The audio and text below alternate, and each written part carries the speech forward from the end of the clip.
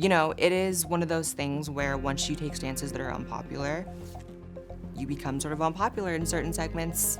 I have never been denied a single thing. The problem might just be you. Have you ever considered the problem is you and not trans people? No. Okay, well, I'm here to tell you the problem is you and not trans people. This is what the left does to all minorities, which is try to instruct them how to think, try to instruct them what they need to believe in. Like, I don't care who you are, what you really believe, as long as you're voting in the direction of freedom. And that's all I care about. I think that you and I definitely agree on a lot of this. For me, I'd rather have a conversation sort of about the logic behind your stance. I feel like I'm always damage controlling for the trans community, which is so frustrating. So I'm a YouTuber, and I'm definitely more so known for being the queen of controversy. That's kind of what people call me. I have a lot of takes on my channel that maybe other people in my community don't typically have, which is fine, or at least it should be. You tend to get blackballed a little bit when you do, black sheeped a little bit when you do. Real life is definitely kinder, but online, just search my name up and the word trans, and you'll see a lot of crazy comments about me.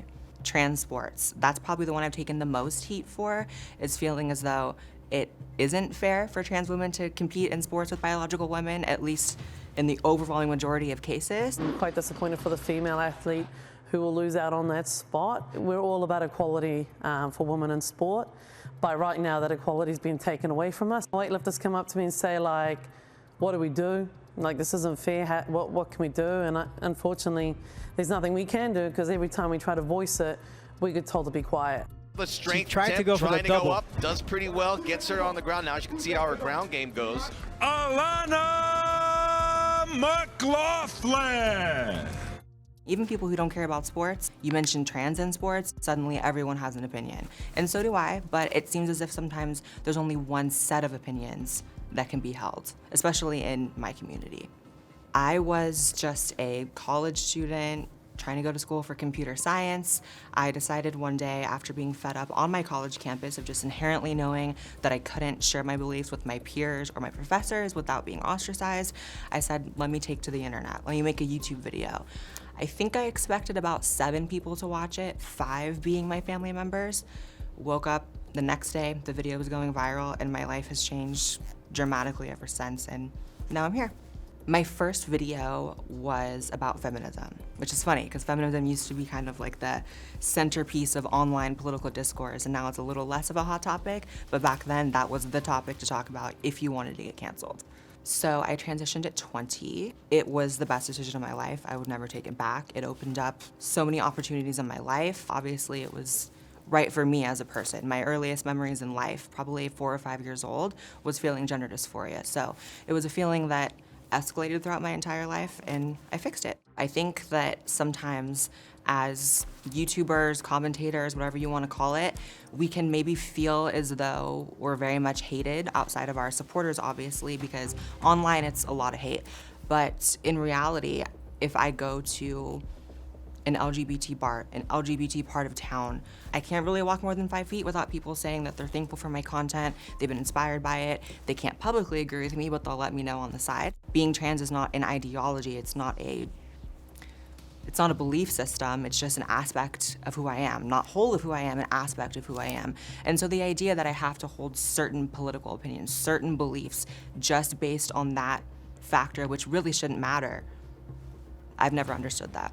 I'm a trans woman, period, point blank. I have no problem with that. I don't need to try to validate myself by running around saying that I am a biological female and that is my life, because that's not my life, that's not my experience. I think that biological women and trans women have very different experiences. There are obviously some similarities, some connections, some things you could absolutely relate to, but there's a lot you can't. So the idea to blindly conflate the two when having scientific discussions is also a problem. So you have a lot of trans people going to hospitals and not disclosing that they're trans, and then they're getting the wrong treatment for certain things. That's just a reality, and it absolutely shouldn't be something that's controversial to say.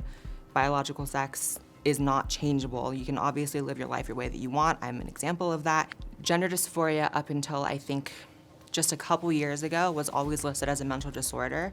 And for me, I'm all about destigmatizing mental health issues. I don't feel the need to bury the fact that it's clearly some sort of neurological condition that caused me to feel this way. I think if you're feeling these feelings at 4 years old, it's something there. And so to me, it makes all the sense in the world to say gender dysphoria is a mental disorder, a mental health issue, and it should be treated as such, and people should work their way out of it in the way that they see fit. Search up the word detransition on YouTube.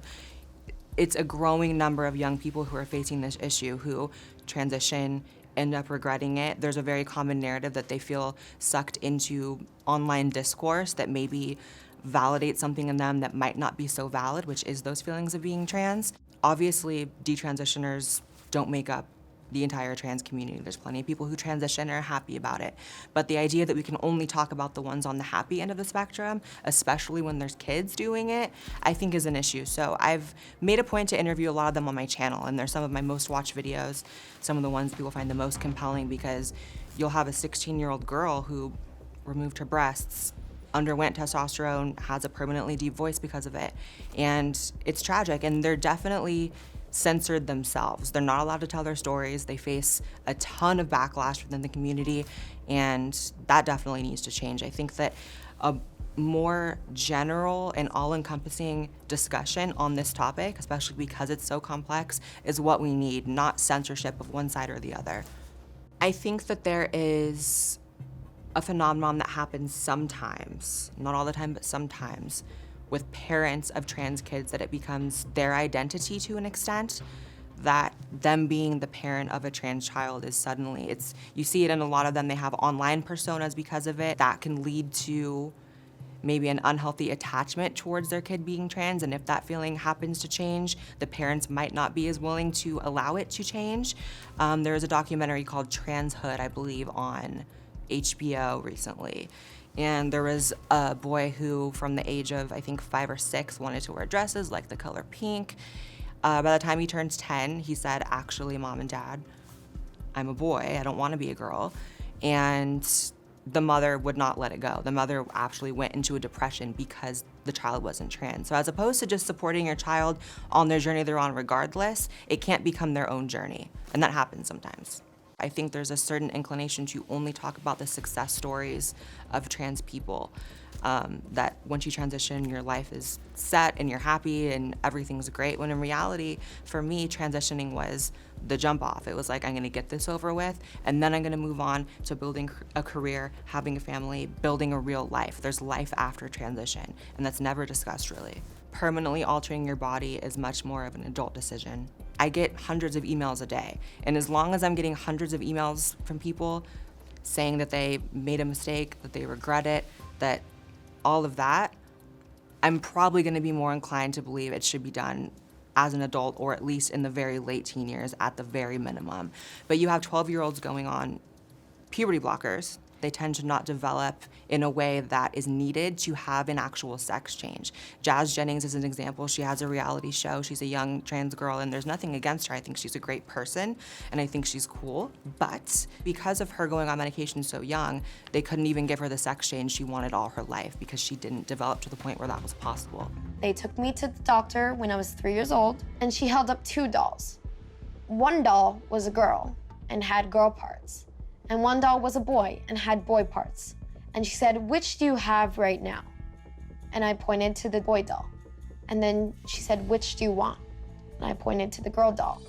I would say that I have a girl brain and a boy body, and I think like a girl, but I just have a boy body. And we have to have conversations about all of it, not just half of it. There's a lot of, my pronouns are doll, vampire. It's really a costume for a lot of people. What are neopronouns? They're basically your own custom pronouns. When no other pronouns seem to fit, you come up with your own pronouns. Anything can really be a pronoun. I just came up with new neopronouns that combine he, him, she, her, and they, them. We have them so they've combined he and she as well. Everybody gets you with thee, them, theirs today. I just added Bug to my list of pronouns. Bug wanted to go to the store by Bug's self. But the unfortunate thing is that sort of the 87 gender crowd is often conflated with being a transsexual, which is what I am. I don't relate to that crowd. I don't find similarities in our narrative, in our life story. But when I meet other transsexuals, there's obviously things I can compare it with. With that crowd, not so much. I think that, like all trends, it will eventually die out. I think that in many ways, it's like the new emo. It's the new attention seeking. You know, everyone has it in their profile, even if they don't really need to. Like, you have just a straight up like biological man or woman who looks like a biological man or woman and they want to put it in their description. I think that a lot of people come at it from a good place, but it is really interesting to see, being trans myself, that like it's kind of a show for a lot of people, is kind of virtue signaling that these are my pronouns, these are my pronouns. Being trans isn't a trend for actual trans people. It's like, this is something that is, like I said, a reality for me since I was a very young child, and it never went away. So the idea that it's reduced to virtue signaling and show ponying, and it's frustrating for sure. And I talked to a lot of other trans people who are extremely frustrated with it. I've never talked to an actual real trans person who was even remotely okay with it. It's just more so of a thing you pretend to be okay with to keep your reputation in the community. It would be a luxury if the only issue I could base my voting on, my passions on, were trans issues. There's so much more going on in the world I care about. The idea that I shouldn't be voting based on how I feel about foreign policy, immigration, the border, COVID, like, those are all things I care infinitely more about, and those are the things that are gonna shape how I live my life and my choices. I think it goes back to treating it as an ideology, treating trans as an ideology, but it's really just a group of people, and you see this with all minorities. You see people that are Black told they have to vote a certain way. Look at the Larry Elder incident. You had a white woman in a gorilla mask assaulting him, and somehow that white woman isn't racist because she's liberal. So oddly enough, I think it was my transition that pushed me towards being on the right. I'm a Republican. I think that people maybe have a misconception that because I'm trans, that there was once upon a time where I was a Democrat, voting Democrat, never voted for a Democrat in my life. You know, I'm a Republican. Am I gonna sit here and say that I am a Christian conservative who holds all of those beliefs? Absolutely not. But the Republican Party as it stands now is probably the most closely aligned with my beliefs. No one can sit here and say that the right has been amazing to trans people or amazing on trans issues. That would be a bit of a delusion. However, I think that a lot of people get very mad that I exist in that realm, in the right-wing world, and that I do videos for the Daily Wire, and that I'm open about my views. But wouldn't you rather have someone like me have a seat at the table and be able to be part of the conversation rather than secluding ourselves to one side? I garnered a sense of independence, self-reliance, self-growth that is definitely more of a staple on that end. So I think that it only made sense, you know, if I'm gonna take responsibility and change my life and shape it in the way I want, then that's gonna be that.